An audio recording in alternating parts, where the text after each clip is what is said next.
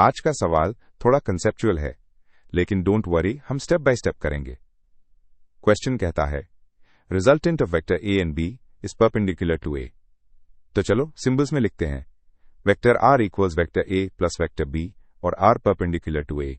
आगे दिया है magnitude of R is half of vector B. Symbols में लिखते हैं modulus of vector R equals half of vector B और पूछा गया है angle between A and B.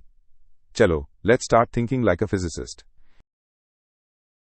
अब सिंबल्स क्लियर हो गए तो बनाते हैं एक solid plan. Step 1 use perpendicular condition. Vector A dot vector R equals 0। Step 2 apply magnitude formula. Modulus of R square equals A square plus B square plus 2ab cos theta. Step 3 use given. Modulus of R equals half of B implies modulus of R square equals B square by 4। हर step के बाद मिलेगा एक result जो अगले step में काम आएगा। सबसे पहले vector R perpendicular to vector A दिया है, तो dot product of vector A and vector R equal 0। Vector R की जगह लिखें vector A plus vector B, तो vector A plus vector B into vector A equal 0। अब expand करो, vector A dot vector A plus vector B dot vector A equal 0, यानी A square plus A B cos theta equal 0। Solve करते ही मिला cos theta equals minus of A upon B. सोचो जरा, cos theta negative होने का मतलब। अब आते हैं सेकेंड स्टेप पे। यूज करते हैं मैग्नीट्यूड का फॉर्मूला।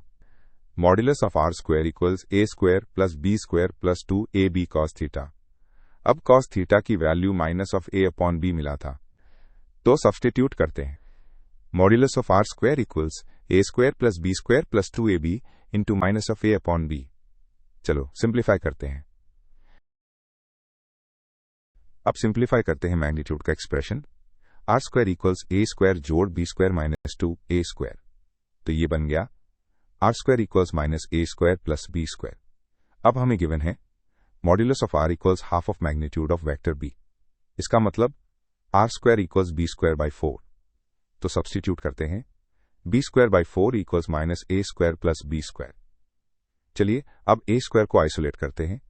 ए square equals 3/4 into B square. ये रिजल्ट बहुत इंपॉर्टेंट। अब A square equals 3b square by 4 मिला, तो a बाई बी इक्वल्स √3/2 और पहले मिला था cos theta equals minus a by B, तो अब होगा cos थीटा इक्वल्स माइनस √3/2, यानी angle is more than 90 degrees. चलो फाइनल एंगल निकालते हैं। हमें पता है sin 60 डिग्रीज इक्वल्स √3/2 और ट्रिग्नोमेट्रिक आइडेंटिटी से cos 150 डिग्री इक्वल्स माइनस √3/2, तो क्लियरली थीटा इक्वल्स 150 डिग्रीज। यही था required angle between vectors A and B. सही सोचा, सही सॉल्व किया। चलो एक quick recap. Step 1 dot product से cos theta equals minus a by B.